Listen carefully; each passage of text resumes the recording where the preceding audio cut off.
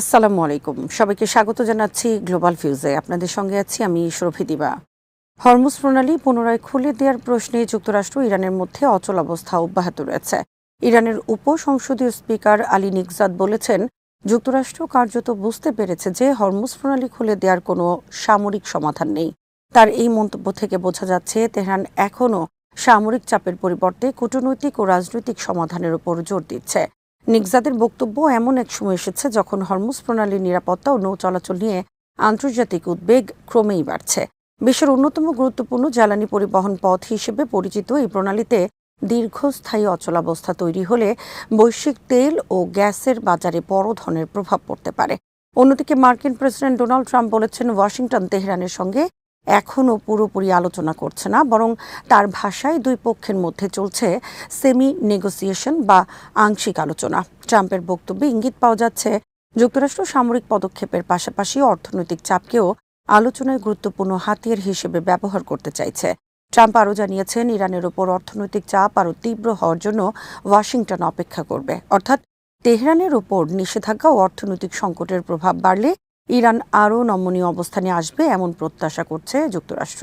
তবে ইরানের অবস্থান এখনও স্পষ্ট, হরমুজ ইস্যুতে সামরিক চাপ দিয়ে সমাধান সম্ভব নয়। ফলে সামনে মূল প্রশ্ন হয়ে দাঁড়িয়েছে অর্থনৈতিক চাপ ও কূটনৈতিক আলোচনার মাধ্যমে দুই দেশ আদৌ একটি সমঝোতায় পৌঁছাতে পারে কিনা। এর ওপরই অনেকটা নির্ভর করছে হরমুজ প্রণালীতে আন্তর্জাতিক নৌ চলাচল এবং মধ্যপ্রাচ্যের সামগ্রিক নিরাপত্তা পরিস্থিতি। ইরানের পররাষ্ট্রমন্ত্রী আব্বাস আরাকচি এবং দেশটির পার্লামেন্টের স্পিকার মোহাম্মদ বাকের গালিবাফকে আলোচনার জন্য পাকিস্তান সফরের আমন্ত্রণ জানিয়েছে ইসলামাবাদ। ইরানের পররাষ্ট্র মন্ত্রণালয়ের মুখপাত্র ইসমাইল বাঘাই এ তথ্য জানিয়েছেন। রাষ্ট্রীয় গণমাধ্যমে প্রচারিত বক্তব্যে বাঘাই বলেন, আরাকচি ও গালিবাফ উপযুক্ত সময়ে পাকিস্তান সফর করবেন, তবে সফরের নির্দিষ্ট তারিখ সম্পর্কে তিনি কোনো তথ্য দেননি। ইরানি এই মুখপাত্র বলেন, দুই প্রতিবেশী দেশের মধ্যে সম্পর্ক ক্রমেই গভীর হচ্ছে। সেই প্রেক্ষাপটে পারস্পরিক সফর ও মতবিনিময় দুই দেশের সম্পর্কের স্বাভাবিক অংশ। আঞ্চলিক কূটনীতিতে পাকিস্তানের ভূমিকা বিবেচনায় ইরানি দুই শীর্ষ কর্মকর্তার সম্ভাব্য ইসলামাবাদ সফরকে গুরুত্বপূর্ণ হিসেবে দেখা হচ্ছে। বিশেষ করে যুক্তরাষ্ট্র ইরানের মধ্যে সাম্প্রতিক উত্তেজনা প্রশমনে পাকিস্তান সক্রিয় মধ্যস্থতাকারীর ভূমিকা পালন করেছে। ওয়াশিংটন ও তেহরানের মধ্যে উত্তেজনা কমাতে পাকিস্তান এপ্রিল মাসে একটি যুদ্ধবিরতি প্রতিষ্ঠায় সহায়তা করে। পরে জুন মাসে দুই পক্ষের মধ্যে একটি কাঠামোগত সমঝোতা গঠনের ক্ষেত্রেও ইসলামাবাদ ভূমিকা রাখে, তবে সেই সমঝোতা গত মাসে ভেঙে পড়ে। এরপর প্রায় 2 সপ্তাহ ধরে যুক্তরাষ্ট্র ও ইরান পরস্পরের বিরুদ্ধে সামরিক হামলা চালায়। পরিস্থিতি আরও ভয়াবহ হয়ে ওঠার মধ্যে মার্কিন প্রেসিডেন্ট ডোনাল্ড ট্রাম্প আকস্মিকভাবে হামলার বন্ধের নির্দেশ দেন।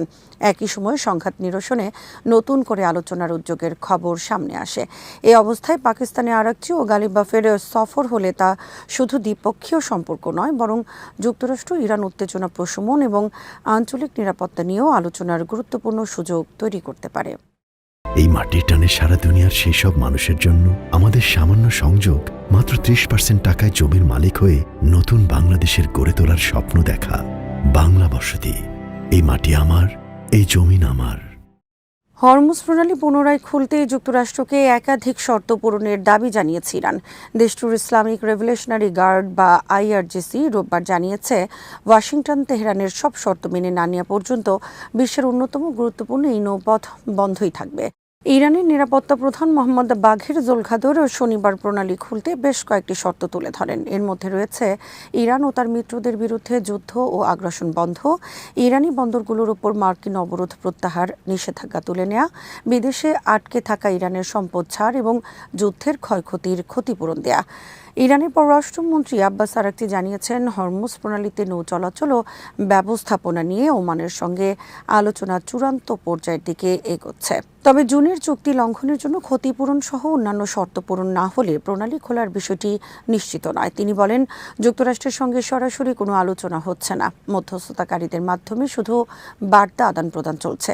আইআরজিসি বলেছে, ইরানের সব শর্ত মেনে নেওয়া পর্যন্ত হরমুজ বন্ধ রাখাই তাদের কৌশল। তাদের দাবি, বর্তমান পরিস্থিতিতে প্রণালীটি শুধু একটি নৌপথ নয়, বরং যুদ্ধক্ষেত্রে পরিণত হয়েছে। এদিকে হরমুজে জাহাজ চলাচল উল্লেখযোগ্যভাবে কমে গেছে।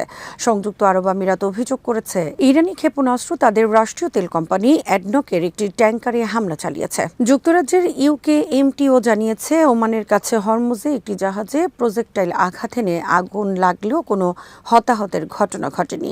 ওমান জাহাজে হামলার নিন্দা জানিয়ে আলোচনার অগ্রগতি বজায় রাখার আহ্বান জানিয়েছে। এদিকে তুরস্ক জানিয়েছে, তুরস্ক সৌদি আরব পাকিস্তানের যৌথ প্রতিরক্ষা চুক্তিতে ভবিষ্যতে মিশরও যোগ দিতে পারে। পাকিস্তানের মতে, চুক্তির আওতায় কোনো সদস্যের উপর হামলা হলে সেটিকে সবার উপর হামলা হিসেবে বিবেচনা করা হবে।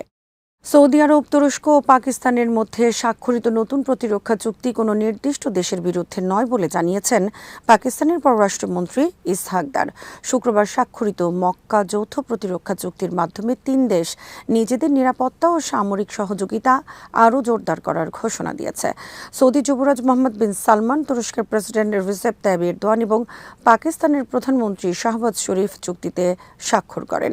ইরান ও যুক্তরাষ্ট্রের মধ্যে উত্তেজনা বাড়ার মধ্যেই এমন চুক্তি হওয়ায় এর লক্ষ্য নিয়ে আঞ্চলিক পর্যায়ে নানা আলোচনা শুরু হয়েছে। তবে ইসহাক দার বলেছেন, চুক্তিটি সম্পূর্ণ প্রতিরক্ষামূলক। তিনি জানান, নীতিগুলো মেনে চলতে এবং বিরোধ শান্তিপূর্ণভাবে সমাধানে আগ্রহী হলে মধ্যপ্রাচ্য ও আশপাশের অন্যান্য দেশও এতে যোগ দিতে পারবে। তুরস্কের পররাষ্ট্রমন্ত্রী হাকান ফিদানও বলেছেন, চুক্তিটি ইরান বা অন্য কোনো দেশের বিরুদ্ধে পরিচালিত নয়। চুক্তির গুরুত্বপূর্ণ ধারা অনুযায়ী 3 দেশের যে কোনো একটির উপর সশস্ত্র হামলাকে 3 দেশের সবার উপর হামলা হিসেবে বিবেচনা করা হবে। দারের দাবি, এটি জাতিসংঘ সনদের 51 নম্বর অনুচ্ছেদে স্বীকৃত ব্যক্তিগত ও সম্মিলিত আত্মরক্ষার অধিকারের সঙ্গে সামঞ্জস্যপূর্ণ। 3 দেশের সামরিক সক্ষমতাও ভিন্ন। পাকিস্তান মুসলিম বিশ্বের একমাত্র পারমাণবিক শক্তিধর দেশ। সৌদি আরবের রয়েছে বিপুল অর্থনৈতিক সক্ষমতা ও আঞ্চলিক প্রভাব। আর ন্যাটোর সদস্য তুরস্কের রয়েছে বড় সামরিক বাহিনী ও শক্তিশালী প্রতিরক্ষা শিল্প। তবে পাকিস্তানি প্রতিরক্ষা বিশ্লেষকেরা সতর্ক করে বলেছেন, এটিকে ন্যাটোর সমতুল্য সামরিক জোট হিসেবে দেখা ঠিক হবে না। চুক্তিটি মূলত 3 দেশের দীর্ঘমেয়াদী কৌশলগত ও প্রতিরক্ষা সহযোগিতা আরও গভীর করার একটি উদ্যোগ। এশিয়ার বাজারে সপ্তাহের প্রথম কার্যদিবসে তেলের দাম আবারও বেড়েছে। মূলত ইরান ও ওমানের মধ্যে হরমুজ প্রণালী পুনরায় চালু করা নিয়ে আলোচনা চললেও চুক্তি কবে এবং কী শর্তে কার্যকর হবে তা নিয়ে অনিশ্চয়তা থাকায় বাজারে নতুন করে উদ্বেগ তৈরি হয়েছে। রয়টার্সের তথ্য অনুযায়ী সোমবার এশীয় বাণিজ্যে তেলের দাম ঊর্ধ্বমুখী হয়। আন্তর্জাতিক বাজারে ব্রেন্ট ক্রুডের দাম 91 সেন্ট বা 1.09% বেড়ে ব্যারেল প্রতি $84.46 পৌঁছায়। একই সময়ে যুক্তরাষ্ট্রের ওয়েস্ট টেক্সাস ইন্টারমিডিয়েট বা WTI ক্রুডের দাম 61 সেন্ট বা 0.78% বেড়ে দাঁড়ায় $78.79। এর আগে গত সপ্তাহে 2 ধরনের তেলের দামই 7% বেশি কমেছিল, কারণ বাজারে আশা তৈরি হয়েছিল যে হরমুজ প্রণালী নিয়ে ইরান ও ওমানের মধ্যে একটি সমঝোতা দ্রুত হতে পারে। যুদ্ধের আগে বিশ্বের মোট তেল সরবরাহের প্রায় 1/5 এই গুরুত্বপূর্ণ জলপথ দিয়ে পরিবাহিত হতো। ফলে প্রণালীটি দীর্ঘ সময় বন্ধ বা সীমিত থাকলে বৈশ্বিক জ্বালানি সরবরাহ ও মূল্য পরিস্থিতিতে বড় ধরনের প্রভাব পড়তে পারে। তেহরান জানিয়েছে, ওমানের সঙ্গে আলোচনার মাধ্যমে হরমুজ প্রণালী পুনরায় চালুর বিষয়ে একটি চুক্তি এখন চূড়ান্ত পর্যায়ে রয়েছে। তবে ইরান একই সঙ্গে স্পষ্ট করেছে, চুক্তি বাস্তবায়নের আগে যুক্তরাষ্ট্রকে কয়েকটি শর্ত পূরণ করতে হবে। ফলে বাজারে আশাবাদ ও উদ্বেগ, 2 ধরনের পরিস্থিতি পাশাপাশি কাজ করছে। একদিকে সমঝোতার সম্ভাবনা তেলের দাম কমানোর চাপ তৈরি করছে, অন্যদিকে চুক্তি বাস্তবায়ন নিয়ে অনিশ্চয়তা সরবরাহ সংকটের আশঙ্কা বাড়াচ্ছে। বিশেষজ্ঞদের মতে, হরমুজ প্রণালীর ভবিষ্যৎ পরিস্থিতি এখন তেলের বাজারের জন্য সবচেয়ে গুরুত্বপূর্ণ বিষয়গুলোর একটি। আজ এখানেই শেষ করছি। সবাই ভালো থাকুন, সুস্থ থাকুন আর দেখতে থাকুন বিডি ফিউজ। চ্যানেলটি ভালো লাগলে সাবস্ক্রাইব করুন, সংযুক্ত থাকুন আমাদের ফেসবুক পেজে। আল্লাহ হাফেজ। এই মাটির টানে সারা দুনিয়ার সেই সব মানুষের জন্য আমাদের সামান্য সংযোগ, মাত্র 30% টাকায় জমির মালিক হয়ে নতুন বাংলাদেশের গড়ে তোলার স্বপ্ন দেখা। বাংলা বসতি। এই মাটি আমার, এই জমিন আমার।